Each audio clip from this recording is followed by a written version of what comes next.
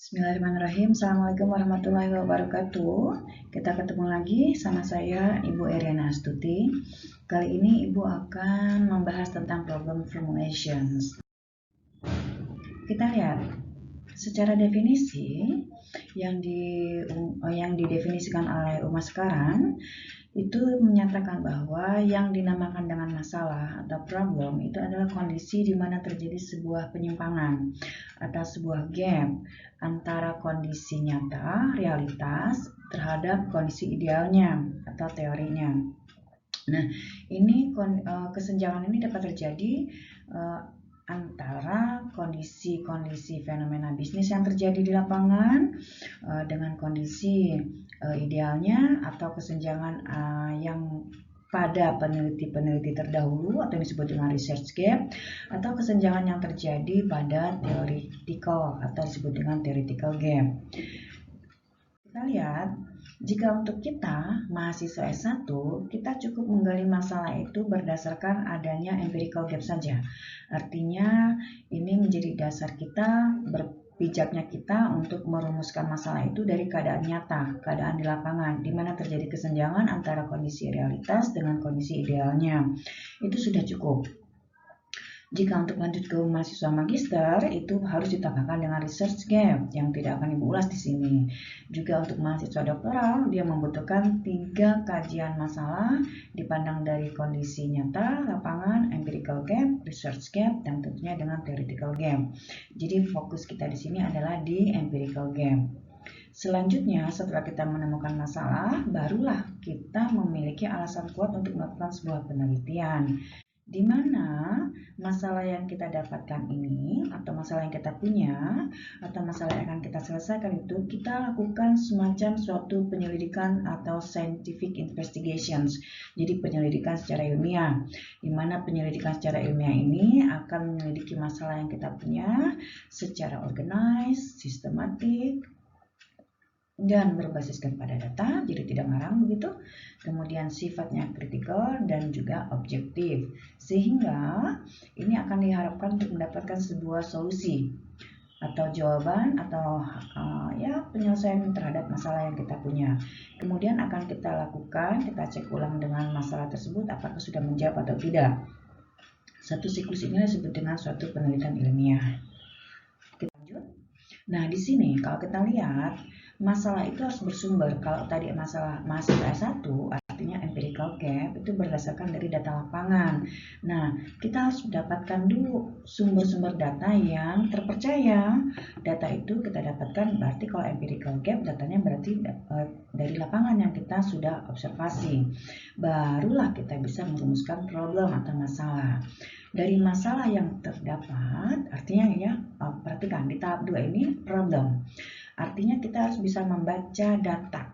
Data itu kemudian kita lihat apakah data itu hanya sekedar data yang disajikan atau data yang mengandung suatu masalah. Ada masalah dalam data tersebut sehingga kita harus mengcompare dengan kondisi idealnya seperti apa. Jika betul terdapat suatu kesenjangan dalam kandungan data itu, kita bisa menemukan adanya problem di situ. Nah, problem itu setelah kita rumuskan, tidak semua problem itu akan kita teliti tentunya.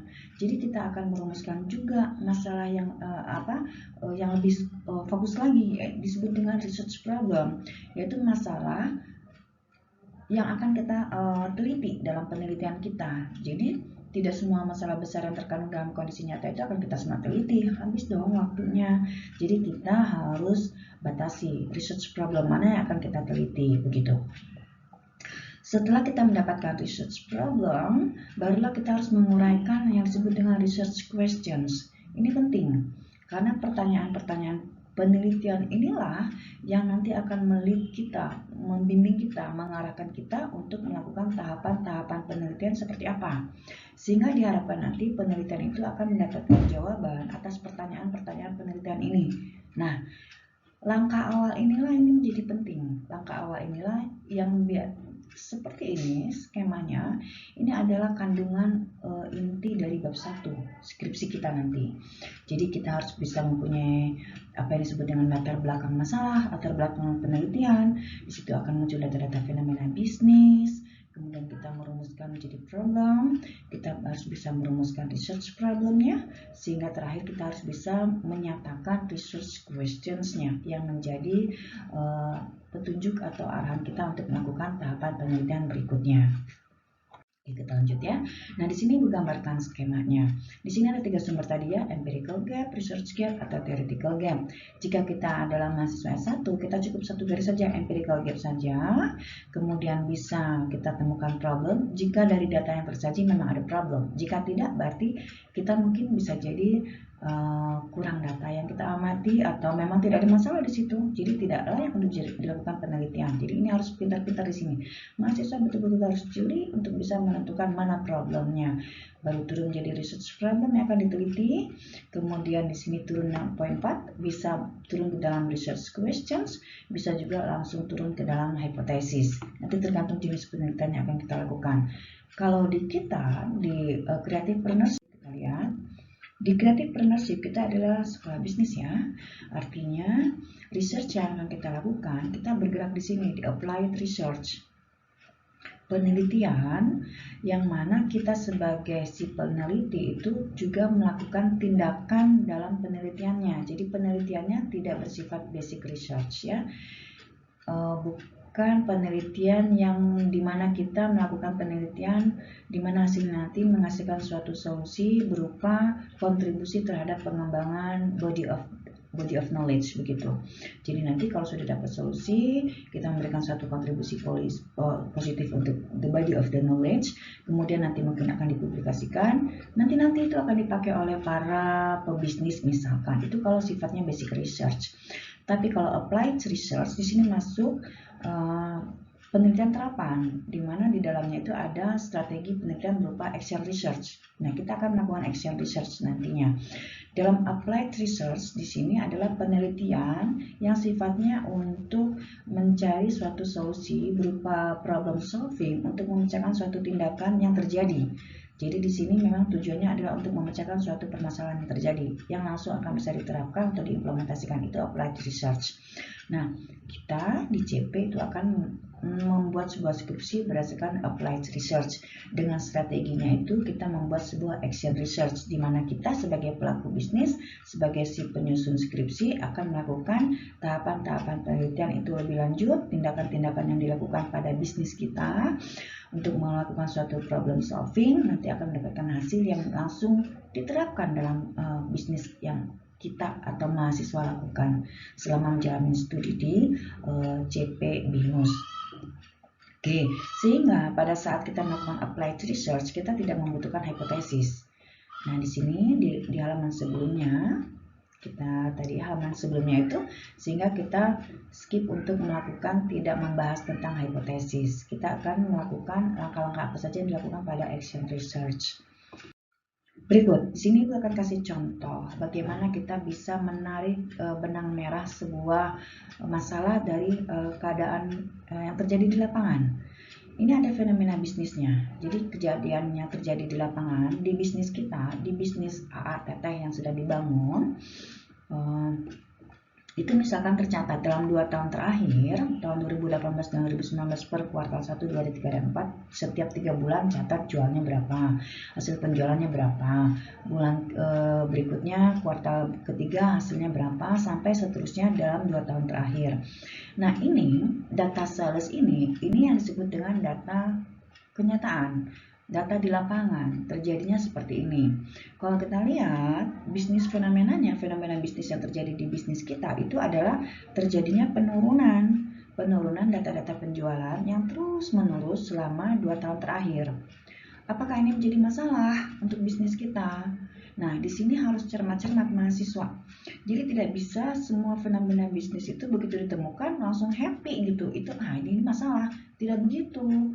Kita lihat dulu, jika penurunan ini ternyata melebihi dari batas, misal contoh, cara mengkaji masalah ya, kita mencari gapnya, kesenjangannya. Kita akan bisa bilang, wah ini mah melebihi atau lebih atau kurang, itu jika kita punya standar patokan. Jadi kalau misalkan contoh, Standar IPK mahasiswa CP-BINUS itu ditargetkan standar mutunya adalah IPK rata-ratanya sampai dengan dia selesai itu adalah 3,0. Tapi kenyataannya rata-rata mahasiswa itu adalah 2,8 rata-ratanya, artinya ada gap di situ. Antara kondisi nyata, rata-rata ternyata dalam 1 tahun terakhir IPK mahasiswa BINUS adalah 2,8. Sementara standar mutunya adalah 3,0. Nah, di situ terlihat ada gap. Berarti ada masalah di situ. Kenapa IPK-nya ini menjadi di bawah standar, kinerjanya di bawah standar? Baru kita bisa bilang itu ada masalah di situ. Pun sama dengan begini. Kalau kita lihat begini tidak bisa kita langsung bilang ada masalah, tapi kita harus lihat dulu. Perusahaan punya kebijakan. Di sini kebijakannya ini data bisnis ya, fenomena bisnis ya. Dia punya data standar mutu, boleh, namanya usahamu boleh naik turun, tapi dia menetapkan maksimal penurunan penjualan itu per kuarternya tidak boleh lebih dari 5%. Jadi itu keadaan idealnya. Nah, kondisi nyatanya adalah di sini. Nah, data yang mentah tadi Ibu hitung dari kuartal 1 ke kuartal 2, kondisi penurunannya berapa? 5%, kuartal 2 ke berikutnya 6%, dan seterusnya. Nah, kalau kita bandingkan, ini kondisi nyata, ini kondisi standar, itu ada gap jelas bahwa persentase penurunan penjualannya itu melebihi dari yang dimaksimumkan. Nah, baru dari data fenomena bisnis tadi kita bisa sebutkan ada masalah di sini. Kenapa ya dalam 2 tahun terakhir data penurunan penjualan produk kita itu bahkan melebihi dari standar yang dibolehkan, yang diizinkan. Jadi formulasi dari masalah itu adalah kalau kita lihat dia bilang ada terjadi semacam penurunan yang terus-menerus, yang kontinu dalam 2 tahun terakhir. Itu masalah, pernyataan masalah. Berikutnya, ini pernyataan masalah harus kita runcingkan menjadi research problems yang akan kita teliti dong. Nah, kita bergeraknya membuat research problemnya itu dari 5W1H. Lihat di atas ya. Bisa dengan pernyataan what, who, where, when, why, atau how. Begini. Tapi kalau misalkan kita mau kaji, berarti ada 1, 2, 3, 4, 5, dan 6. Kita akan mempunyai 6 masalah penelitian. Tapi kalau kita pahami, coba lihat. Kalau dengan menggunakan what product categories have decreased? Artinya dia cuma nanya, produk apa sih? Kategori produk mana yang mengalami penurunan? Kemudian, ini mah gampang, dari data fenomena bisnisnya juga kelihatan produk apa saja yang menurun. Kalau pertanyaan menggunakan who, siapa yang bertanggung jawab terhadap penurunan itu? Kalau dari pernyataan nomor 2, pertanyaan nomor 2, kita bisa jawab kan? Ya, bisa langsung ditunjuk orangnya, yaitu misalkan manajer penjualannya atau manajer pemasarannya. Yang ketiga, di mana terjadi penurunan? Ini pun datanya bisa terlihat langsung dari fenomena bisnis. Misalkan kantornya ada di Jakarta saja yang mengalami penurunan. Yang keempat, kapan terjadi penurunan? Penurunan itu bisa dilihat dari datanya. Sehingga biasanya kajian pertanyaan menggunakan what, who, where, when, dan yang empat pertama ini itu mudah untuk dijawab, bisa langsung dilihat dari data yang tersaji. Sehingga biasanya 4 pertanyaan di awal ini tidak muncul pada penelitian-penelitian ilmiah. Tadi kan scientific investigation yang membutuhkan tahapan-tahapan penelitian. Sehingga kita biasanya muncul di skripsi, tesis, atau disertasi itu adalah 2 yang terakhir, yaitu mengapa terjadi penurunan, sehingga ini nanti membutuhkan obat untuk ini penelitian lebih lanjut, atau bagaimana ya cara mencegah supaya penurunan ini, kinerja penurunan ini bisa tidak terjadi di masa yang akan datang, atau bagaimana ya meningkatkan kinerja penjualan. Nah, biasanya 2 pertanyaan why dan who inilah nanti yang akan membutuhkan semacam scientific ilmiah, scientific investigation, jadi penelitian-penelitian yang bersifat ilmiah yang biasanya tertuang dalam skripsi, tesis, atau disertasi. Oke, nah ini Ibu contohkan tahapan terakhir dari bab 1 kita adalah research questions. Ini dari pertanyaan why dan who. Ini Ibu rumuskan ya. Pertama, dari fenomena bisnisnya. Fenomena bisnisnya adalah tersajinya data penurunan penjualan selama 2 tahun terakhir. Itu data, bukan masalah. Dari sini kita bisa merumuskan problemnya. Problemnya apa? Setelah data ini kita bandingkan dengan standar mutunya, ternyata data penurunannya ini melebihi dari yang ditentukan, sehingga ini terjadi kesenjangan antara kondisi nyata dengan kondisi ideal. Baru bisa ditarik, oh betul ada masalah. Masalahnya adalah menurunnya kinerja penjualan. Ibu sudah menggunakan kata kinerja. Kenapa menggunakan kinerja penjualan? Karena salah satu pengukuran kinerja penjualan adalah unit produk yang terjual, salah satu, atau persentase penurunan, misalkan persentase kenaikan, itu misalkan contoh yang diukur dalam kinerja penjualan. Dari data penurunan ini kita akan kaji lagi apa yang akan kita teliti.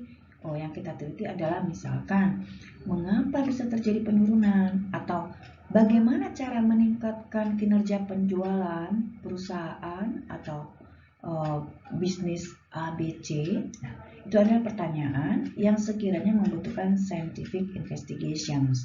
Dalam action research, kita akan mencari tahu apa saja yang menyebabkan, contoh kalau dengan why, apa saja yang menyebabkan terjadinya penurunan kinerja, atau bagaimana untuk langkah berikutnya, bagaimana untuk meningkatkan kinerja. Nah, dari research problem, barulah kita uraikan menjadi research questions. Apa saja research questions-nya? 1. Apa saja faktor-faktor yang memberikan kontribusi paling besar terhadap terjadinya penurunan kinerja penjualan? Nah, di sini ini membutuhkan, kalau dia penelitian basic research yang bersifat kuantitatif, di sini membutuhkan namanya confirmatory factor analysis. Tapi kalau kita menggunakan action research, kita bisa menggunakan analisis-analisis misalkan continuous improvement untuk mencari tahu apa saja faktor-faktor yang paling berkontribusi terhadap terjadinya penurunan kinerja penjualan. Berikutnya, mulai ada research question yang melahirkan suatu dugaan. Apakah behavior atau perilaku yang perilaku karyawan yang tidak kerja keras itu bisa menyebabkan penurunan kinerja penjualan. Nah, di sini mulai dua ada muncul hipotesis. Apakah perilaku bermalas-malasan itu dari karyawan, dari salesnya itu bisa mempengaruhi kinerja penjualan.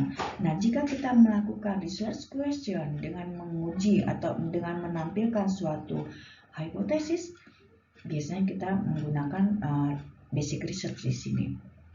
Nanti untuk action research kita dengan pertanyaan research question yang contoh nomor 1 itu bisa kita membimbing kita, mengarahkan kita untuk melakukan tahapan-tahapan penelitian berikutnya. Oke, Ibu rasa cukup. Ini sudah bab 1 bab. Jadi mulai dari fenomena sampai kepada fenomena itu didapatkan dari latar belakang masalah yang kita dapatkan. Kita bisa menarik garis merahnya, masalah yang terjadi ada atau tidak. Dari masalah yang terjadi kita bisa merumuskan research problem yang akan kita teliti, masalah apanya. Kemudian dari research problem baru turun menjadi research questions, rumusan masalah yang akan diteliti, pertanyaannya.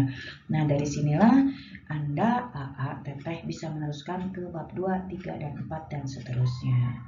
Oke, Ibu rasa cukup untuk problem formulations. Nanti kita akan ketemu di kelas Vicon atau di video selanjutnya. Terima kasih. Assalamualaikum warahmatullahi wabarakatuh.